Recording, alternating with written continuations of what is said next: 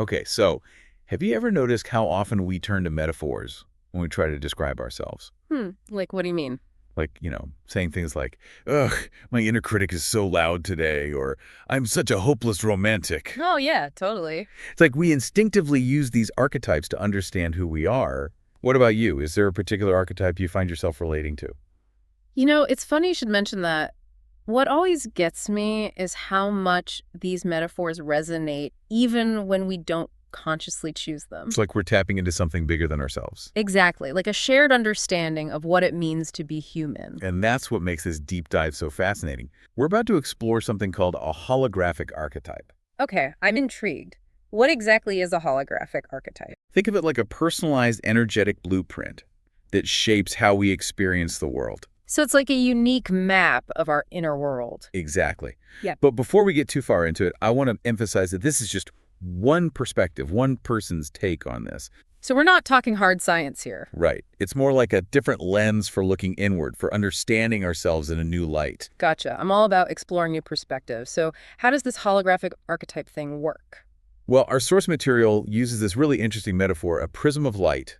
Okay, a prism of light. That sounds kind of out there, even for me. I know, right? I thought the same thing at first. So how does a prism of light relate to all of this? It's all about understanding the multidimensional nature of who we are. Okay, now you've got me really curious. So imagine this prism with a vertical axis and a horizontal axis. All right, I'm picturing it. A prism with a vertical and a horizontal axis. Go on.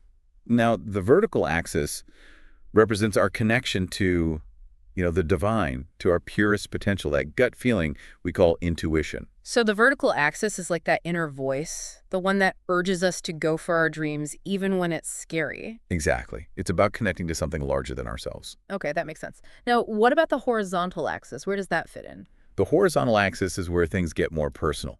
Personal how? It reflects our everyday patterns, those things we do without even thinking about them. Our habits, reactions, you name it. Okay, I think I see where you're going with this. So, like, if I always crave chocolate chip cookies at 3 p.m., that's my horizontal axis, right? Exactly. And it's probably tied to something from my childhood, some unconscious association I've formed over the years. It's fascinating, isn't it, how our past experiences imprint themselves on us. Absolutely. So we've got this interplay between the universal, the vertical axis, and the personal, the horizontal axis. But where does self-awareness come into play? That's the key to unlocking the power of this whole model. Yeah. The more aware we are of these patterns, the less we're just operating on autopilot. So the vertical axis, that connection to something bigger than ourselves, helps us zoom out, see beyond our limited perspective. Exactly. And the horizontal axis, that's where we can get stuck if we aren't paying attention. But it's also where we can heal and create lasting change. That's pretty powerful when you think about it. It is. But this brings up a question that I've been wrestling with. What about our shadow selves? Those parts of ourselves we'd rather not acknowledge. Oh, that's a good one. I've wondered about that too. Does that mean there are bad archetypes? That's exactly what I was thinking. Like, where do those fit in with this whole prism idea? Well, I don't think it's about labeling archetypes as good or bad. Okay. It's more like every archetype has two sides. Besides. Yeah, a light side and a shadow side. Oh, I see. Like a coin, you can't have heads without tails. Okay, that makes sense. So it's not about trying to get rid of our shadow selves altogether. So we're not trying to banish them or anything? No, not at all. Okay, good to know. It's more about understanding how both sides show up in our lives. So how does that actually work? Can you give me an example? Sure, let's take the archetype of the caregiver. Okay, the caregiver. The light side of the caregiver is all about compassion and empathy. Yeah, wanting to nurture others. Exactly. That makes sense. But then there's the shadow side. Which looks like... Think codependency, people-pleasing, neglecting your own needs. Oh, wow, yeah. Because you're so busy taking care of everyone else. It's so easy to fall into that trap. It is. It really is. And it's something I think a lot of people can relate to. Absolutely. We've all been there. So if you find yourself stuck in that shadow side, how do you even start to shift things?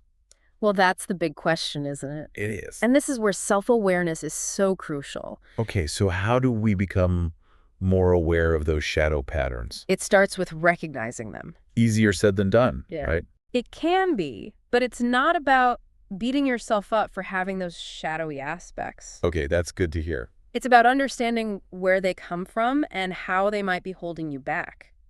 So it's about shining a light on those hidden parts of ourselves. Exactly. The parts we often try to keep in the dark. Yes, bringing them into the light of awareness is the first step. Okay, I'm starting to see how this all ties together. All connected. But I have to admit, this whole soul contract concept still feels a little out there for me, even with all of this. I get it, it's a big concept. It is. Think of it like this. Okay. Imagine your soul contract as a pre-birth agreement you made with yourself. We're talking about something we agreed to before we were even born. In a sense, yes. Okay, now you've really lost me. I know it sounds strange, but stay with me. All right, I'm listening. This isn't about a literal contract signing or anything like that. Okay, good. It's more about the idea that our souls choose certain paths to help us evolve. So we're choosing our challenges and lessons before we even come into this life. That's the idea. Okay, I think I kind of get it. It's about understanding that there's a deeper purpose to our experiences, Even the tough ones. especially the tough ones. So how does this soul contract connect to the archetypes we've been talking about? Well, the idea is that we often get stuck playing out the shadow side of certain archetypes because they're connected to those unresolved lessons we're here to learn. So it's like those shadow archetypes are pointing us towards the work we need to do. Exactly. That's really interesting. It's like our soul is trying to get our attention, saying, hey, pay attention to this pattern. So for example, someone who always seems to end up in the role of the victim, Yes. they might be working through some past trauma or a pattern they're meant to heal from. Precisely. Wow, that's pretty powerful. And the empowering part of all of this is that it's not about blame.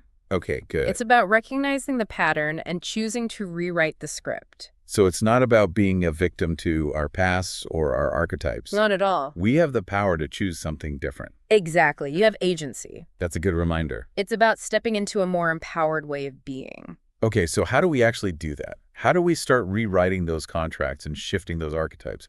I want the step-by-step guide. Well, it starts with understanding how those negative beliefs take root in the first place. Okay, how do they? This source material outlines 5 stages of self-esteem and shame induction. 5 stages. Okay, break those down for me. It all starts with externally induced messaging. So messages we receive from the outside world. Exactly. Like Like what? Think back to childhood. Cool. What were some of the messages you received about yourself?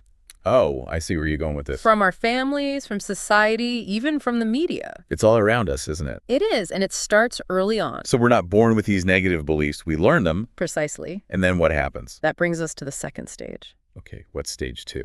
Internalization. Internalization. With enough repetition, we start to believe those external messages as truth.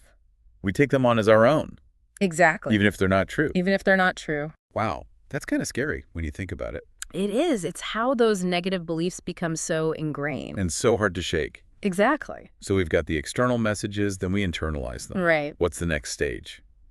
Stage 3 is where it gets even more interesting. Okay, I'm listening. But this is when those internalized messages become autonomous, Autonomous. meaning they no longer need that external trigger. They just start running on autopilot. Precisely.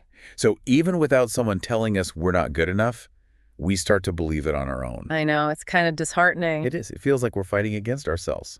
In a way, we are. So we're swimming in a sea of negative messages, And eventually, we start to drown. which leads us to the 4th stage, Yes. which is This identification. we identify with that negative feeling. Yes, it becomes a core part of how we see ourselves. So we fully embody that archetype. Exactly. Whether it's the victim, the saboteur, or whichever negative pattern has taken hold. And that brings us to the final stage. The 5th stage is the spiral. The spiral. What's that? This is where even the smallest trigger can bring back that whole web of negative beliefs. It's like a shame spiral. Exactly. We get caught in this loop of our own making. And it can feel impossible to break free. So how do we escape the spiral? That's what we're here to explore. Because I think a lot of us feel trapped in those spirals. That's a common human experience. So where do we go from here? How do we break free and step into a more empowered version of ourselves? Okay, so where do we even begin? How do we unravel these deep-seated patterns and actually start creating a new story for ourselves? That's the real journey, isn't it? It's about understanding that inner prism of light, especially how it connects to our energetic body. When you say energetic body, are we talking about chakras? Exactly. Okay, I love that we're bringing chakras into this. But for those who might not be familiar, can you give us a quick rundown of what chakras are and how they fit into all of this? Absolutely. Think of your chakras as these vibrant energy centers within your body. Okay. Each chakra is associated with different emotional and spiritual qualities that influence everything from how grounded we feel to our creativity, relationships, and even our intuition. So how do these chakras connect to the archetypes and the soul contracts we've been discussing? Well, this source material suggests that there's actually a link between specific archetypes and particular chakras. Oh, really? Like what? Can you give me an example? Yeah, so let's say you often find yourself stuck in that victim archetype we were talking about earlier. That might suggest an imbalance in your solar plexus chakra, which is the energy center that governs things like personal power and self-esteem. Fascinating. So by working on balancing that chakra, you could potentially shift out of that victim archetype. Exactly. It's like giving our energetic system a tune-up. I love that analogy. And the best part is there are so many different ways to work with our chakras, from meditation to energy healing to yoga, even aromatherapy. So many options. It's about finding what feels right for you. It's about tuning in and finding what resonates with your own unique energy. It's making me think about all the different roles I find myself stepping into. The friend, the partner, the creative, and yeah, sometimes even the stress case. It's like we're constantly cycling through all these different archetypes without even realizing it. And that's the beauty of this work, becoming aware of those patterns so that we can start making more conscious choices about how we show up in the world. So it's not about achieving some perfect, unchanging state of being. It's about embracing the fluidity, the constant evolution. Exactly. And maybe even learning to laugh at ourselves along the way, right? Because none of us have it all figured out perfectly. That is such an important reminder. So for anyone listening who might be feeling a little overwhelmed, just start by paying attention.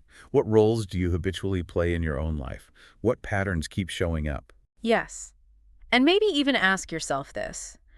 What if those negative traits we try so hard to hide are actually clues to our unmet needs? It's like that saying, the things that bother us about others are often reflections of ourselves. Precisely. So instead of judging those parts of ourselves, we can approach them with curiosity and compassion, asking, what are you trying to teach me? What do you need? Exactly. It's about befriending all parts of ourselves, even the messy ones. Because within those parts often lies incredible wisdom and insight. Beautifully said. This has been such a fascinating and thought-provoking deep dive today. It's given me a lot to think about, that's for sure. Me too. But before we wrap up, I have one final question for you and for everyone listening. If you could rewrite your soul contract today, what would your ideal archetype be? Ooh, that's a good one. What would it take to step more fully into that version of yourself? It's something to ponder, isn't it? Definitely. And on that note, we'll leave you to explore those depths. Until next time, keep diving deep, and remember, your soul's blueprint is yours to create.